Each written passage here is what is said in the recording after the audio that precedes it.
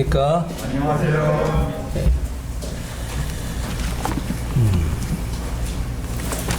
오늘 말씀은 에베소서 1장 8절에서 12절까지입니다.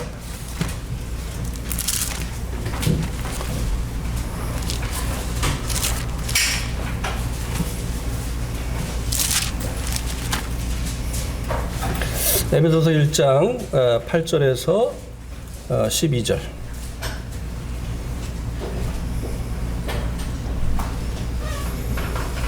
형제님들 한 절, 자매님들 한 절 교독하시도록 하겠습니다. 시작. 이는 그가 모든 지혜와 총명을 우리에게 넘치게 하사 그 뜻의 비밀을 우리에게 알리신 것이요 그의 뜻을 따라 그리스도 안에서 때와 다른 경륜을 위하여 예정하신 것이니 하늘에 있는 것이나 땅에 있는 것이 다 그리스도 안에서 통일되게 하려 하심이라.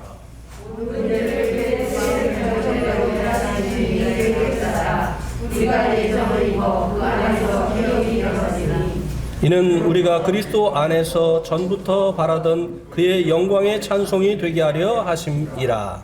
예. 오늘 말씀 제목은 신령한 복들을 주신 목적입니다. 왜 하나님께서 우리에게 신령한 복들을 주셨는가 라고 하는 것입니다. 그것을 이제 8절 시작하는 말씀이 이야기를 해주고 있습니다. 이는이라고 하는 이 말씀이요. 하나님께서 우리를 창세전에 거룩하고 흠이 없게 하시고 또 하나님의 아들들이 되게 하시려고 택하시고 예정하셨고 또 예수님께서 그 피로 우리들의 죄를 대속해 주셨습니다. 또 성령님께서 우리들을 하나님의 아들들로 인쳐 주셨습니다. 우리들의 구원을 위해서 이렇게 삼위일체 하나님께서 하나가 되어서 일하셨습니다. 이것을 하늘에 속한 신령한 복들이라고 말씀을 드렸는데요. 이런 복들을 주신 그 목적, 이는 이는이라고 하는 이 단어가 그것을 말씀해 주고 있는데요. 왜 하나님께서 우리들에게 이런 신령한 복들을 주셨느냐고 하는 것입니다. 그것은 11절에 나타나 있습니다. 11절에 특별히 마지막 부분에 보면 우리가 예정을 입어 그 안에서 기업이 되었으니 라고 하는 이 말씀이 하나님께서 우리들에게 신령한 복들을 주신 그 이유, 목적을 말씀을 해주고 있습니다. 하나님께서 우리들이 하나님의 기업이 되게 하시려고 우리들을 구원해 주셨다고 하는 것입니다. 그런데 이제 이 부분에 대해서 좀 살펴봐야 될 것이 있는데요. 킹제임스 성경에는 하나님께서 우리의 기업이 되셨다라고 그렇게 번역을 해놨습니다. 하나님이 우리의 기업이 되셨다. 그런데 우리가 가지고 있는 이 성경에는 우리가 하나님의 기업이 되었다라고 이렇게 말씀을 해주고 있습니다. 전혀 다른 의미죠. 하나님이 우리의 기업이 되셨다고 하는 것과 우리가 하나님의 기업이 되었다 하는 것은 전혀 다른 의미입니다. 저는 자주 이제 킹제임스 성경을 사용을 하는데요. 그렇다고 해서 제가 킹제임스 성경 주의자는 아닙니다. 킹제임스 성경만이 하나님의 말씀이고 나머지는 사단에 의해서 변개되어진 성경이다라고 믿는 킹제임스 성경 주의자는 아닙니다.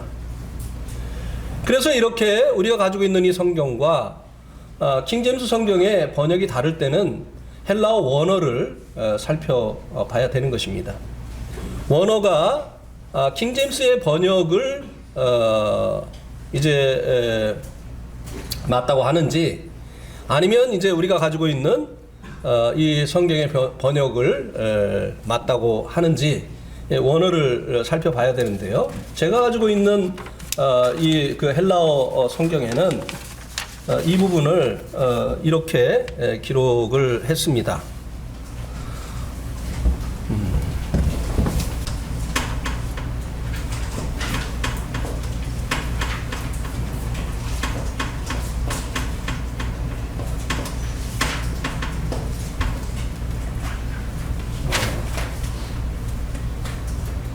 이렇게 기록이 돼 있...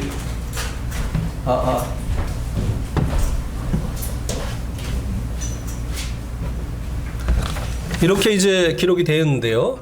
에클레오 데멘. 요것을 이제 그 옆에 또 영어로 번역을 해놨기 때문에 제가 이제 적어가지고 왔습니다.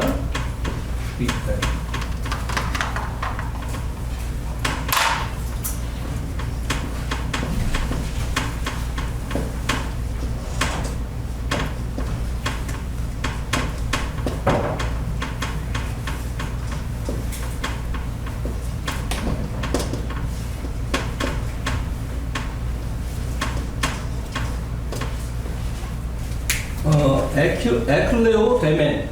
영어로 이제 번역을 하면 We were chosen as inheritance. 가로 쳐놓고 이제 여기 보면 His inheritance 이렇게도 돼 있기도 합니다. 그러면 이제 그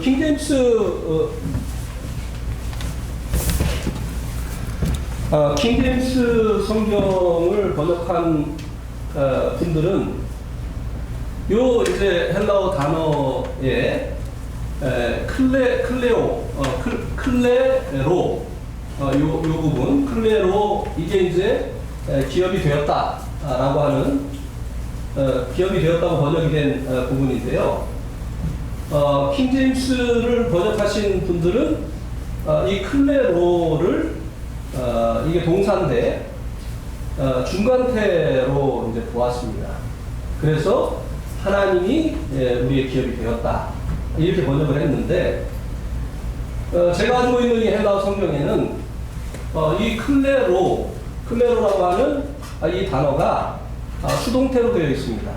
그래서 영어로 번역도 We were chosen as his inheritance. 그러니까 수동태로 되어 있잖아요. 우리가 선택이 되었다. 무엇으로? 그의 기업으로 선택이 되었다. 이렇게 수동태로 되어 있지 않습니까? 그래서 이제 우리 성경과 우리가 보는 이 성경과 또 킹제임스 성경이 음정력이 이렇게 다른데, 헬라에 보면 이 부분은 우리가 보고 있는 이 성경이 맞다고 후원을 해주고 있습니다. 그래서 이제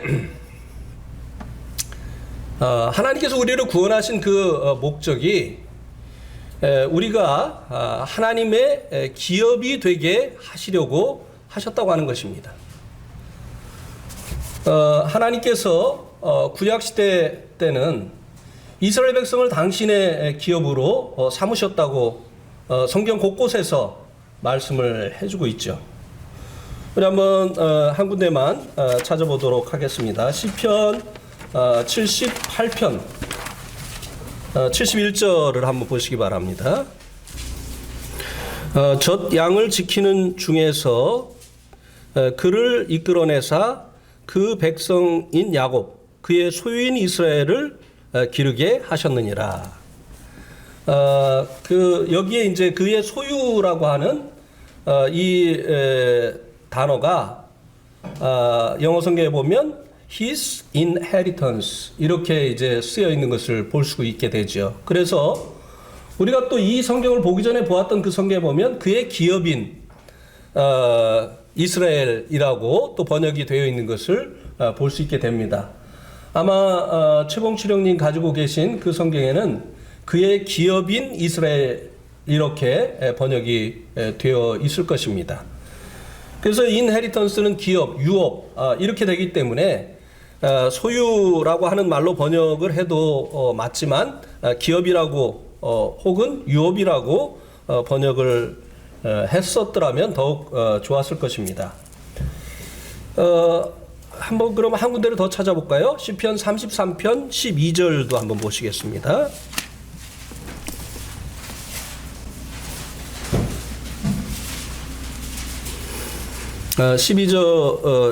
시편 33편 12절에 보면 여호와를 자기 하나님으로 삼은 나라 곧 하나님의 무엇으로 기업으로 선택된 백성은 복이 있도다. 이스라엘을 말하는 거죠.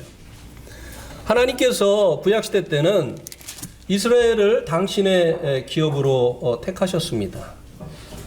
그런데 이제 에베소서 1장 11절 말씀에서는 하나님께서 우리라고 하는 예수님으로 인해서 죄사함 받고 성령님으로 인침받고 이제 하나님의 자녀가 되어진 이 성도들을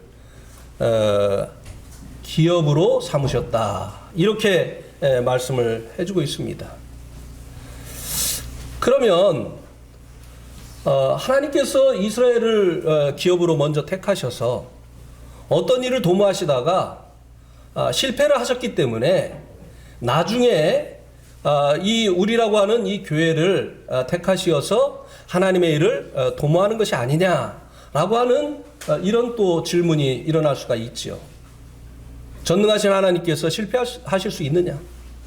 왜 처음 택한 이스라엘을 통해서 일을 도모하시다가 다시 이 교회라고 하는 우리들을 택하셔서 하나님의 일을 도모하시느냐라고 하는 것입니다. 그것에 대한 그 대답이 이제 11절 그 앞에 나와 있는데요. 11절 그 앞에 보면 모든 일을 그의 뜻의 결정대로 일하시는 이의 계획을 따라 우리가 예정을 입어 라고 말씀해주고 있지 않습니까? 하나님께서 이스라엘을 통해서 일을 도모하시다가 안 되니까 후속 대책으로 교회를 택하시어서 이스라엘을 통해서 이루시기를 원하셨던 그 일을 이루신 것이 아니라고 하는 것을 이 앞에 있는 말씀이 말씀해주고 있습니다. 우리들을 하나님의 기업으로 택하시는 이 일은 이미 예정된 일이다. 이스라엘이 실패했기 때문에 그 후속 대책으로 우리들을 택하신 것이 아니라 우리를 기업 삼으신 것이 아니라 이것은 이미 예정된 일이라고 말씀을 해주고 있는 것입니다. 이것을 이제 9절 말씀에서는 그 뜻의 비밀이다라고 말씀을 해주고 있죠.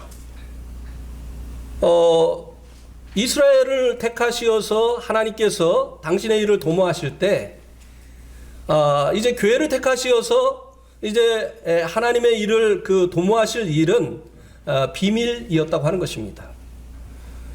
그 시대에는 아무도 알 수 없었던 하나님께서 감추어 두셨던 비밀이었다고 하는 것입니다. 이 교회는 만세와 만대로부터 감추어졌던 비밀이었습니다.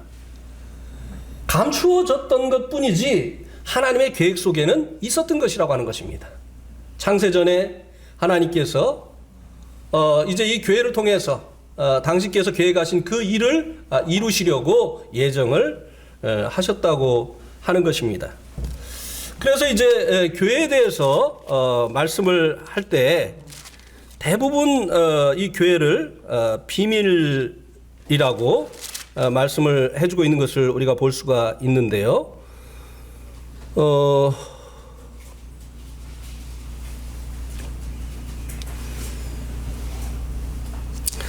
우리 한번 골로새서 1장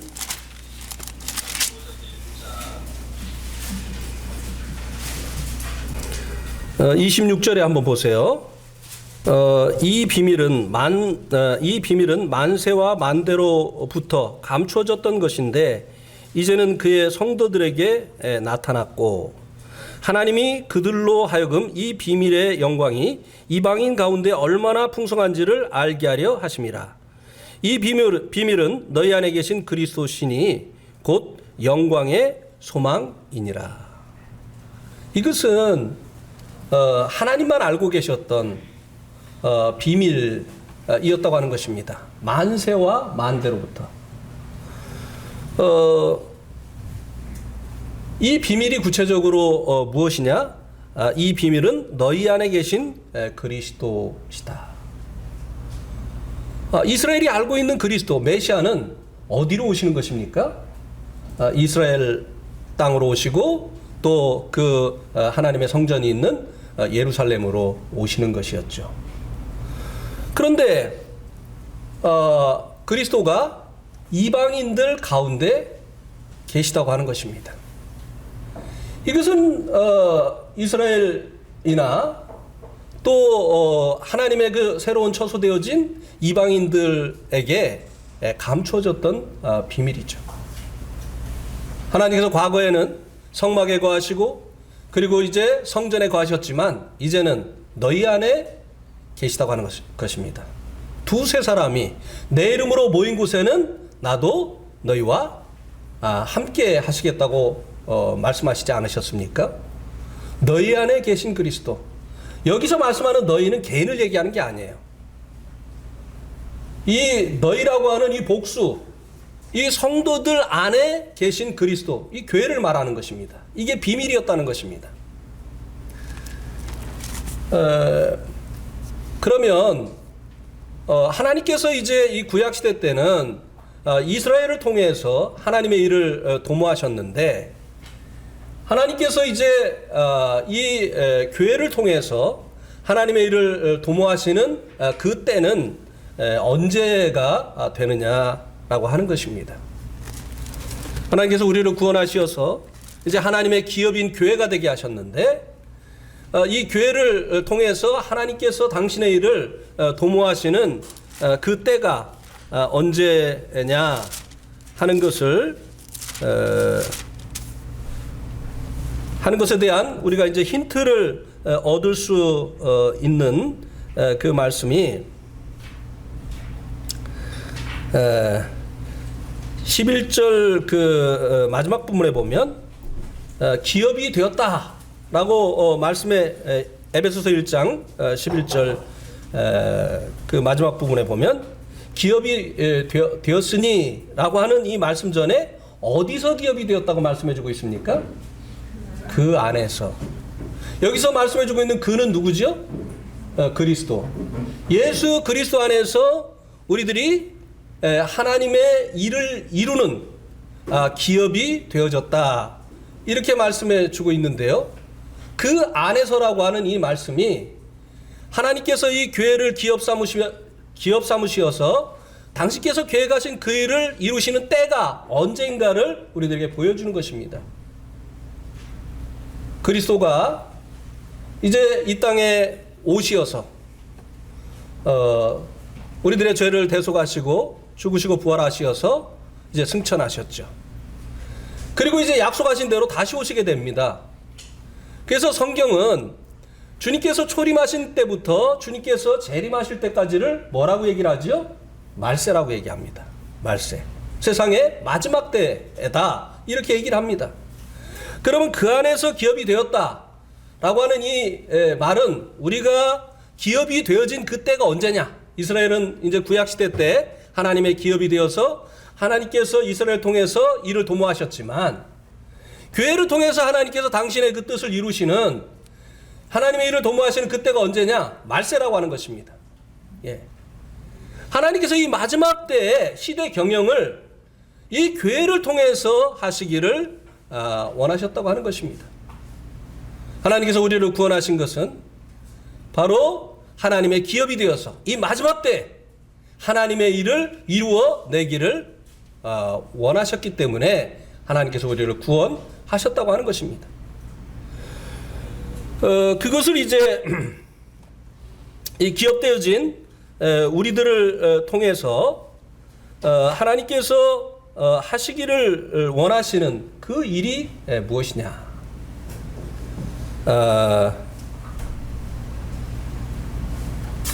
그것을 이제 10절에서 말씀해 주고 있죠. 예. 10절에 보면 기업되어진 우리들을 통해서 하나님께서 하시기를 원하시는 일이 하늘에 있는 것이나 땅에 있는 것이 다 그리스도 안에서 통일되게 하려 하심이라. 예. 이 일을 마지막 때 교회를 통해서 하나님께서 하시기를 원하신다고 하는 것입니다. 이것이 우리들이 구원받은 목적이에요. 구원받고 하나님의 기업되어진 이 교회 가운데 하나님께서 우리를 부르셨잖아요. 구원받고 우리들이 홀로 거하는 것을 하나님 원치 않으세요. 이제 벽돌을 만든 목적은 그 벽돌을 가지고 건물을 짓기 위해서인 것처럼 우리를 구원하신 것은 교회를 이루시기 위함입니다.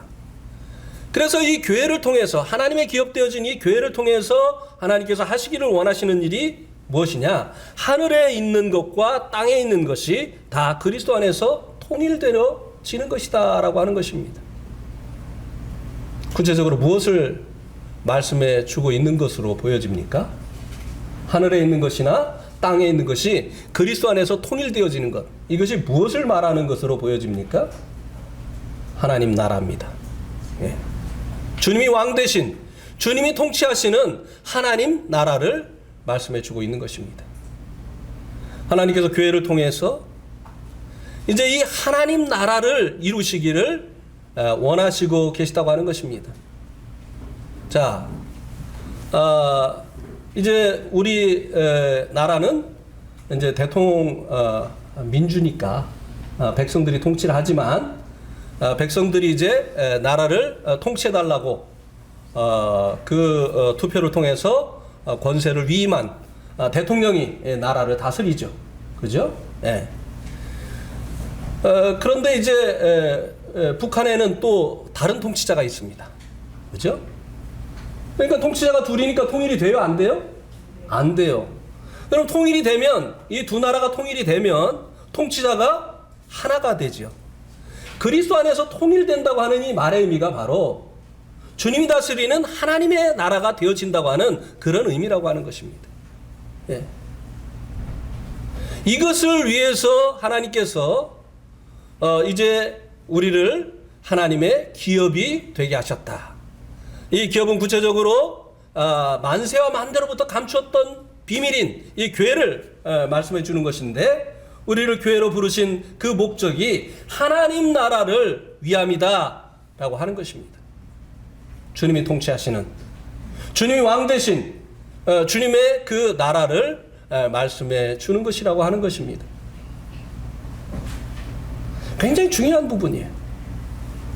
얼마나 많은 그리스도인들이 죄사함 받고 죄의 형벌로부터 자유함을 얻고, 그리고 이제 마귀의 권세로부터 벗어나게 되어진 그것이 끝이라고 생각을 하는지 모른다고 하는 것입니다.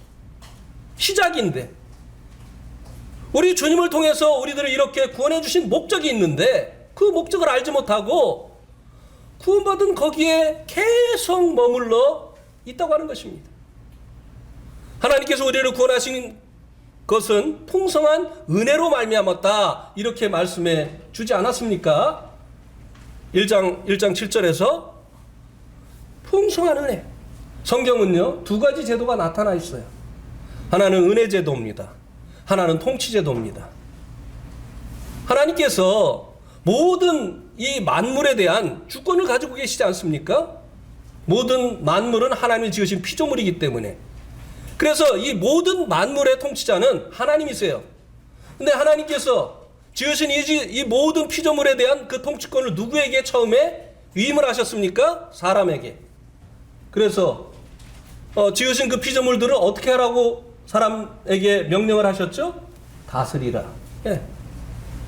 하나님께서 이 통치권을, 하나님의 것인 그 통치권을 사람에게 하나님께서 위임을 하셨던 것입니다.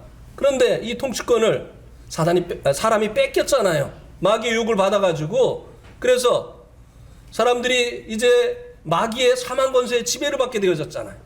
그래서 이제 사람의 그 통치 아래 두신 이 피조물들도 자기의 뜻이 아닌데도 불구하고 이 피조물의 통치자인 사람이 마귀의 통치 안으로 들어감으로 인해서 그들도 함께 허무한 데 굴복하게 되어지는, 사망 권세의 통치를 받게 되어지는, 마귀의 이 사망 권세의 통치를 받게 되어지는 가운데 들어가게 되어졌다고 하는 것입니다. 이것은 하나님이 원하시는 통치 질서가 아니죠. 하나님을 대리하는 사람에 의해서 이 피조물들이 통치받기를 하나님께서 원하셨는데, 사람이 범죄함으로 인해서 마귀에게 속하게 되어지고, 사람이 마귀에게 속하게 되어짐으로 인해서 피조물들도 마귀의 통치를 받게 되어졌다고 하는 것입니다. 이것을 회복하기 위해서 베푸신 것이 은혜예요. 은혜. 예. 우리가 구원받을 때 이제 예수님의 이 대속의 은혜를 우리가 믿을 뿐만 아니라 그분이 나의 창조주이십니다. 나의 생에 대한 권리가 그분에게 있는데 제가 지금까지 그걸 모르고 살았습니다. 내 인생이 내 거인 줄 알고 내 맘대로 살았습니다. 이제 내 인생에 대한 권리는 그분에게 있습니다. 그분이 저의 하나님이십니다. 그분이 저의 주인이십니다. 저의 왕이십니다. 임금입니다. 이렇게 믿고 구원을 받았잖아요. 그래서 우리가 먼저 주님 나라가 되어진 것입니다. 주님이 다스리는 그 나라가 되어진 것이에요. 그래서 우리 안에서 하나님의 이 통치가 회복이 되어진 거죠. 은혜를 통해서 이제 하나님의 이 통치가 회복이 되어진 것입니다. 자, 우리가 자주 보는 말씀이지만 다시 한번 보겠습니다. 베드로전서 2장 9절을 보세요. 누가복음 19장 20절 말씀을 먼저 보시겠습니다.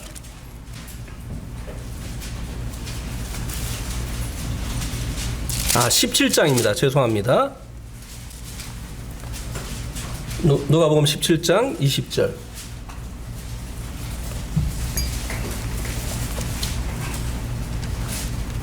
바리새인들이 하나님의 나라가 어느 때에 임하나이까 묻거늘 예수께서 대답하여 이르시되 하나님의 나라는 볼 수 있게 임하는 것이 아니요 또 여기 있다 저기 있다고도 못하리니 하나님의 나라는 너희 안에 있느니라. 바리새인들이 메시아가 다스리는 메시아 왕국을 고대하고 있었습니다. 그런데 그 메시아가 예수님처럼 보였어요. 여러 가지 그 메시아라고 하는 표적을 예수님께서 보여주셨기 때문이죠. 그런데 그분이 당신의 그 왕국을 이루실 조짐이 보이질 않는 거예요. 메시아 같기는 한데 그런 조짐이 보이지 않으니까 하나님의 나라가 어느 때 임하나이까, 언제 당신이 그 신국을 이 땅에 건설할 겁니까? 이렇게 이제 물어본 거죠. 그때 예수님께서 대답을 하셨습니다. 하나님의 나라가 너희들이 기대하는 것처럼 볼 수 있게 임하는 것이 아니다. 예수님 이 땅에 오시어서 처음에 건설하시기를 원하셨던 하나님의 나라는 비가시적인 나라였다고 하는 것입니다. 그래서 보이지 않기 때문에 이게 하나님 나라다, 저게 하나님 나라다 이렇게 할 수가 없다고 하는 것입니다. 그 하나님 나라는 너희 가운데 있다고 하셨어요. 하나님 나라에 왕이 있는 그곳이 하나님 나라인 거예요. 그들 가운데 주님이 계시기 때문에 보이지 않는 그 하나님 나라가 너희 가운데 있다. 예수님께서 이렇게 말씀을 하신 것입니다. 자, 그래서 베드로전서 2장 9절을 한번 보시기 바랍니다. 그러나 너희는 택하신 족속이요 왕같은 제사장들이요 거룩한 뭐라고요? 네, 누가? 예수님 피로 구속받은 이 성도들이 뭐라고요? 거룩한 나라. 왕국이라는 말입니다. 우리가 어떻게 하나님의 나라가 되어졌느냐, 하나님의 왕국이 되어졌느냐? 주님, 저의 생애는 이제 주님의 것입니다. 이제 주님의 뜻대로 살기를 원합니다 하고 주님을 우리의 왕으로 받아들인 그때 우리가 주님의 나라가 되어진 것이에요. 그죠? 네. 주님의 나라는 주님이 다스리는 나라잖아요. 그죠? 그래서 계시록 1장 6절도 보세요. 계시록 1장 6절. 계시록 1장 6절도 보면 그의 아버지 하나님을 위하여 우리를 뭐와 뭐로 삼으셨다고요? 나라와 제사장으로 삼으셨다. 예. 바로 우리가 주님의 왕국, 나라라고 하는 것입니다. 예. 그래서 우리가 먼저 이제 주님을 나의 대속자요, 나의 이제 임금으로 받아들이게 되어짐으로 인해서 우리가 먼저 주님의 나라가 되어지는 것이죠. 주님, 이 교회는 결국 무엇입니까? 성도들의 모임이잖아요. 그죠? 성도들은 누굽니까? 예수님이 나의 머리입니다라고 인정한 사람들의 모임이에요. 내가 지금까지는 내 머리의 생각대로 내가 원하는 대로 살았지만 이제 내 머리는 예수님입니다. 이 말은 뭐예요? 내가 그분의 통치를 받겠습니다. 그래서 이 교회는 하나님의 나라의 하나의 모습이기도 하다고 하는 것입니다. 그래서 먼저 하나님의 나라가 되어진 이 사람들을 통해서 그들을 이 마지막 때에 하나님의 경륜을 이루는 이 시대를 경영하시는 하나님의 그 경영을 이루는 기업으로 하나님께서 택하셨다고 하는 것이에요. 네. 그래서 하나님께서 이 교회를 통해서 하나님 나라를 이제 이 땅에 건설하시기를 원하셨다고 하는 것입니다. 하나님의 통치 질서를 회복하기를 원하시는 거예요. 우리가 은혜 받고 구원받은 것은 하나님의 통치 안에서 살기를 원하셨기 때문이에요. 이제는 우리의 뜻이 아니라 하나님의 뜻대로 사는 사람들이 되어지기를 원하셨기 때문입니다. 마귀의 이 사망 권세 아래 있는 이 세상이 주님께로 회개하고 돌아와서 주님의 통치 속에서 살기를 원하신다고 하는 것입니다. 그래서 이제 이 교회가 이제 은혜의 복음을 전할 뿐만 아니라 이제 이 복음을 전할 때 자신들의 그 임금이신 주님께로 회개하고 돌아올 것을 말해야 된다고 하는 것입니다. 이것이 하늘에 있는 것이나 땅에 있는 것이 그리스도 안에서 통일되게 하는 일을 하는 것이라고 하는 것입니다. 우리 한번 사도행전 5장 31절을 한번 보시기 바랍니다. 이스라엘의 회개함과 죄사함을 주시려고 그를 오른손으로 높이사 무엇과 무엇으로 삼으셨다고요? 임금과 구주로 삼으셨느니라. 회개는 임금과 관련이 있고 죄사함은 구주와 관련이 있죠. 예. 주님이 우리의 죄를 사해 주시려고 대속제물이 되셨기 때문에 우리가 죄의 형벌로부터 자유를 얻게 되어진 거 아닙니까? 죄사함을 얻게 되어진 거잖아요. 그런데 이 회개는 그러면은 무엇과 관련이 있느냐? 주님의 임금 되심과 관련이 있다고 하는 것입니다. 네. 그래서 이제 사도 바울이 유대인들에게 복음을 전할 때 주님께서 임금과 구주가 되셨다, 이렇게 증거를 하였다고 하는 것입니다. 사도 바울의 그 메시지의 중심이 무엇이었습니까? 하나님 나라였어요. 그 사도 바울이 증거하는 하나님의 나라는 가시적인 이 메시아 왕국이 아니라 예수님을 임금으로 받아들이고 그들이 주님이 다스리는 나라가 되어지기를 원했던 것이라고 하는 것입니다. 물론 이 하나님의 나라가 주님 다시 오시게 될 때 이제 7년 환란이 지나고 난 후에 이 땅에 실현이 됩니다. 보이게 1000년 동안. 네. 주님이 다스리는 그 나라가 이제 오게 되어집니다. 그런데 이거는 미래의 일이고 현재 이 주님의 나라는 사람들의 마음속에서 이루어지는 것이라고 하는 것이. 네. 어떤 사람들의 마음은 마귀 나라입니다. 마귀가 원하는 대로 살아요. 그런데 어떤 사람들은 주님을 자신의 임금으로 받아들이고 매사를 주님의 뜻대로 살아감으로 인해서 주님의 통치 가운데 살아간다는 거예요. 주님 나라가 되어진다고 하는 것입니다.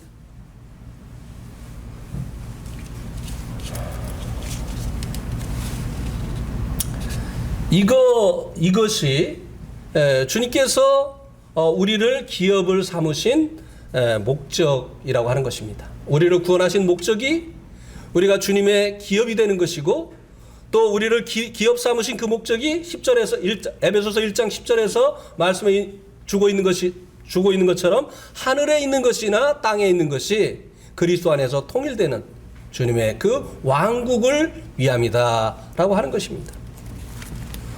그래서 우리가 이 주님의 이 왕국을 위해서 복음을 전할 때 예수님이 구주 되심을 증거할 뿐만 아니라 주님께서 임금 되시는 사실을 증거를 해야 된다고 하는 것입니다.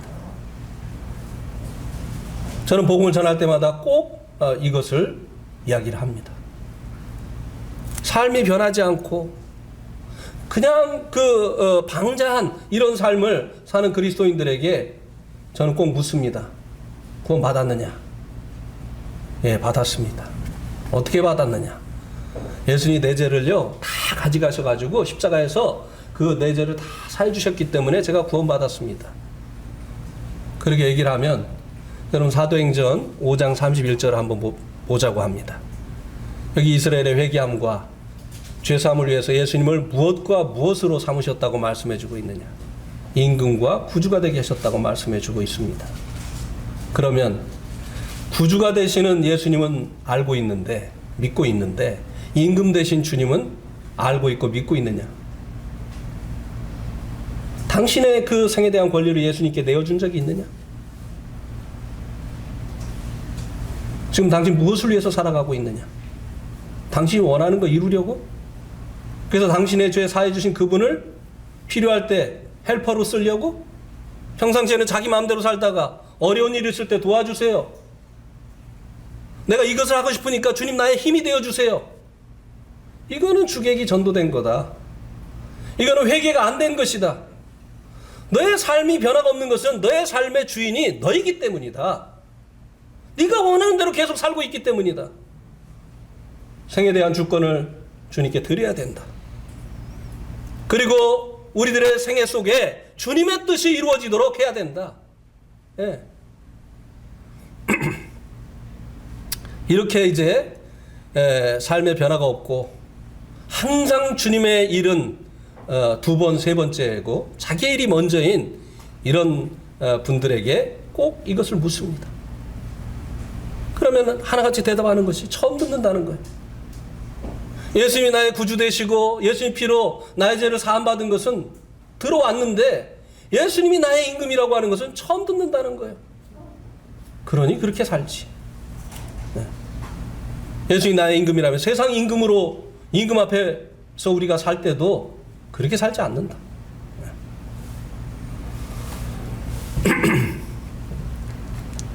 그리고 이제 우리가 이 하나님 나라를 위해서 주님께서 임금 되시는 것을 이제 복음을 전할 때 증거해야 될 뿐만 아니라 우리가 삶을 통해서 주님의 통치 속에서 살아감으로 하나님 나라가 무엇인지 보여줘야 된다고 하는 것입니다. 하나님 나라는 주님이 통치하시는 나라라고 말을 했는데 자기는 주님의 통치 속에서 살지 않아요. 그러면 듣는 사람들이 하나님 나라가 무엇인지 어떻게 알겠느냐고 하는 것이에요. 네. 아, 저런 게 하나님 나라인가 보다. 예수님 피로 그냥 영원한 속죄 받았으니까 이제는 뭐 천국은 따놨으니까 마음대로 이렇게 살면 되는 게 이게 하나님 나라인가 보다. 이렇게 오해하지 않겠습니까? 그러니까 그런 식으로 하나님 나라를 오해하니까 또 그렇게 사는 것이. 네. 그래서 이 하나님 나라를 위해서 우리가 기업으로 부르심을 받았기 때문에 이 하나님 나라의 왕 되신 주님을 이제 믿고 받아들여야 될 것을 증거해야 될 뿐만 아니라 우리들이 주님이 우리를 통치하시도록 하는 이런 삶을 살아서 우리의 삶을 통해서 하나님 나라가 무엇인지 보여주어야 된다고 하는 것입니다. 그때 이제 사람들이 하나님 나라가 저렇게 주님의 통치 속에 살아가는 것이구나. 주님이 왕 되시는 이것이 하나님의 나라구나 하는 것을 깨닫게 되어지는 것이죠. 그래서 이제 우리가 기업되어진 그 목적이 이것인데요. 이것이 이제 과거에는 비밀이었기 때문에 9절 말씀에 보면, 에베소서 1장 9절에 보면 하나님께 이것을 우리에게 알리셨다고 하는 것입니다. 이것은 어디 가서 누구에게 배워서 알 수 있는 그런 것이 아니었습니다. 예.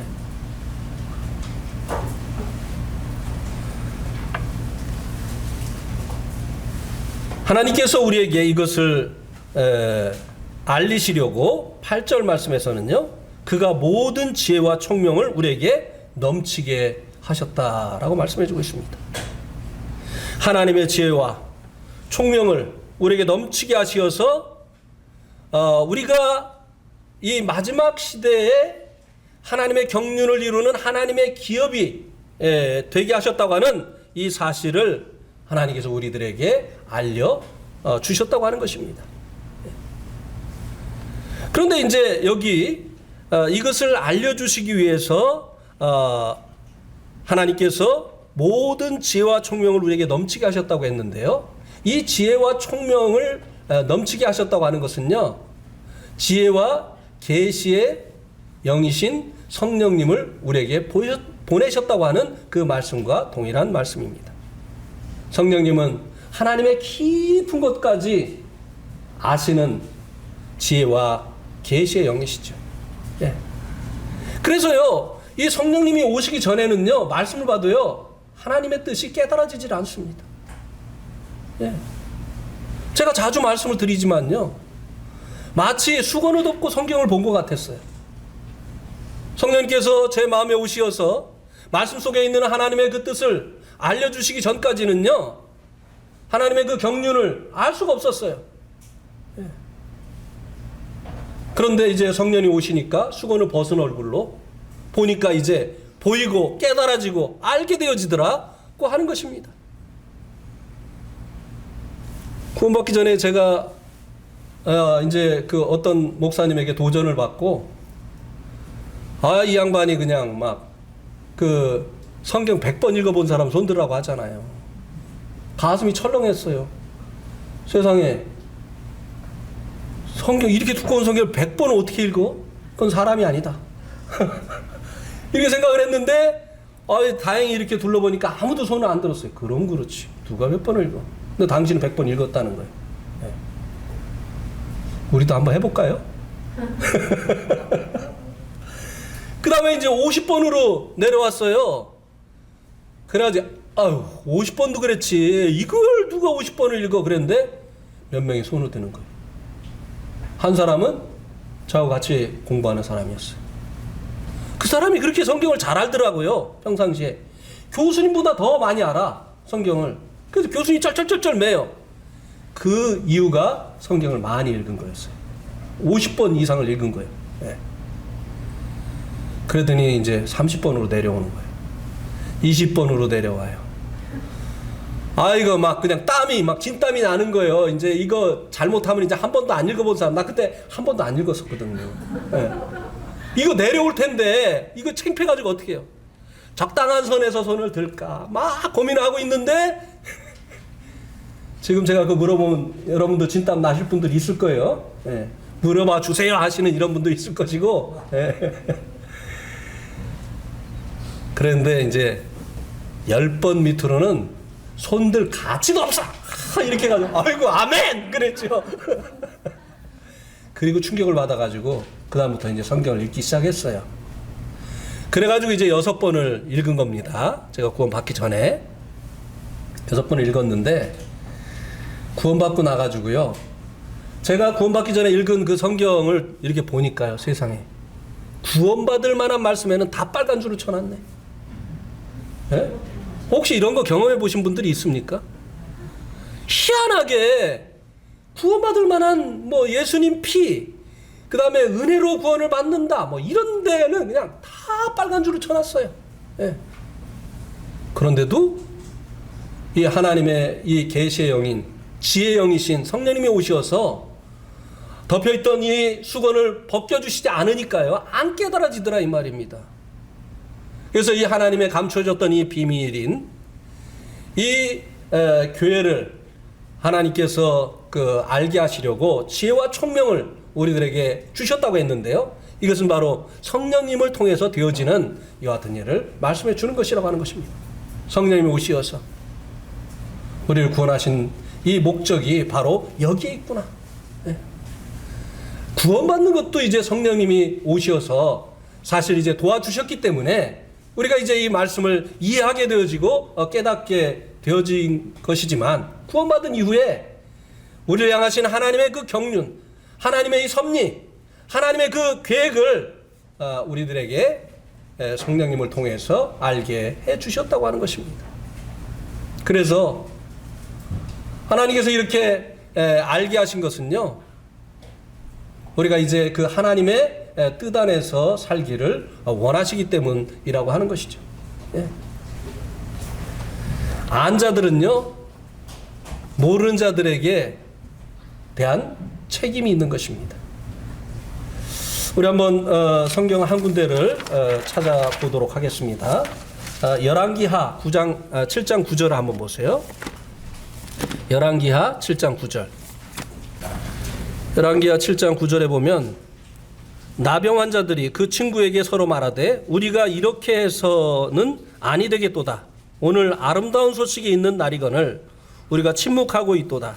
만일 밝은 아침까지 기다리면 벌이 우리에게 미칠지니 이제 떠나 왕궁으로 가서 알리자 하고.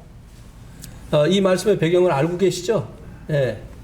엘리사 시대에 아람 그 왕국인 이스라엘이 아람 제국의 침략을 받았죠. 그래서 이제 이 아람 제국이 사마리아 성을 이제 그 포위를 했죠.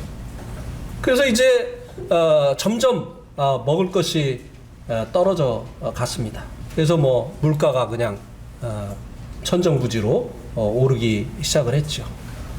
그때 하나님께서 이 엘리사를 통해서 이제 내일이면 이제 양식이 풍족해져서 물가가 이제 낮아지게 될 것이다, 이렇게 이제 예언을 했어요.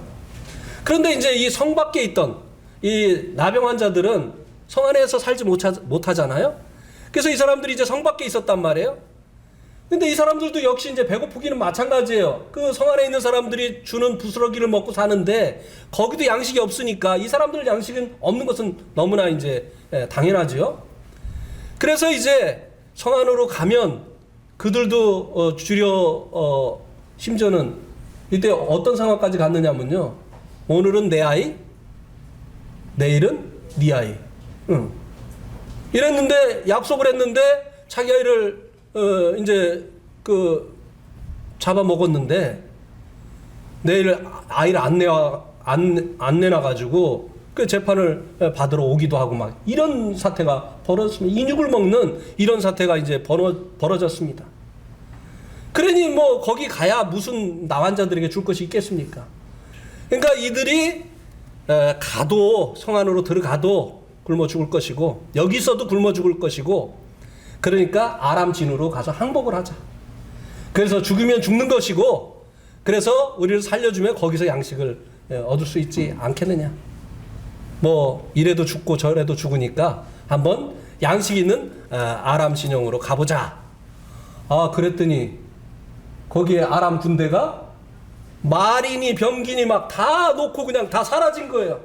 양식이 거기에 가득한 거예요. 얼마나 좋았겠습니까? 그래가지고 처음에는 이제 실컷 먹었겠죠? 근데 이제 실컷 먹고 자기 배가 부르니까 어떤 생각이 났죠?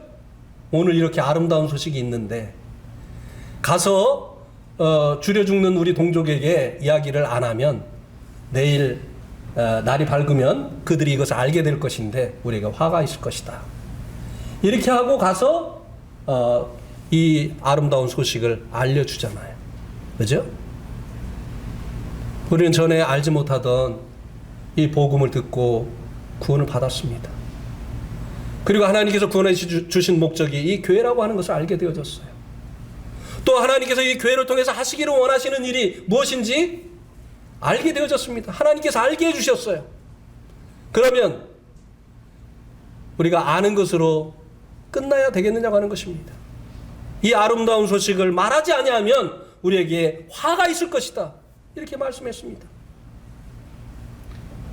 마귀의 그 다스림 안에서 고통하는 사람들에게 주님이 우리의 구주가 되시고 왕이 되신다고 하는 이 아름다운 소식을 전해줘야 될 책임이 우리들에게 있는 것입니다. 뿐만이 아닙니다. 구원을 받았는데 교회를 모르고 그냥 독불장군처럼 생활하고 있는 그들에게 교회를 알려줘야 돼요.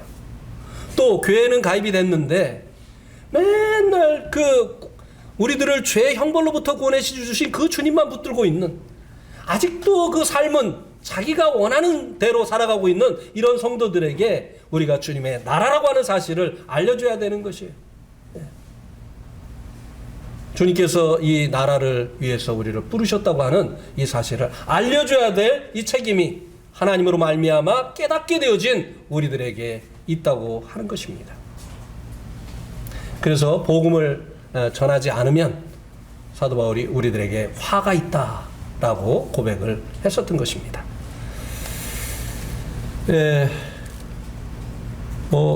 준비한 거 다 한 것 같아요. 한 가지만 마지막으로 말씀을 드리고 마치도록 하겠습니다. 우리가 이제 주님 나라가 되어졌는데요. 이제 이 보이지 않는 주님 나라가 되어졌는데 이제 마지막 때에 주님 나라가 보이게 임하게 되어질 것입니다. 근데 그 나라를 누가 다스리느냐? 계시록 5장 10절 이 말씀 보고 마치겠습니다. 계시록 5장 10절. 그들로 우리 하나님 앞에서 나라와 제사장들을 삼으셨으니 그들이 땅에서 왕노릇 하리로다. 이 땅에 이루어지는 이 주님 나라, 이 천년왕국에 누가 왕노릇을 하느냐? 하나님 앞에서 나라와 제사장을 삼으신 사람들. 이 은혜 시대 때 주님의 은혜를 입고 주님을 자신의 왕으로 영접을 해서 주님의 나라가 되어진 사람들, 또 주님의 제사장이 되어진 사람들, 그들이 땅에서 왕노릇 하게 되어진다고 말씀해 주고 있습니다. 이상입니다.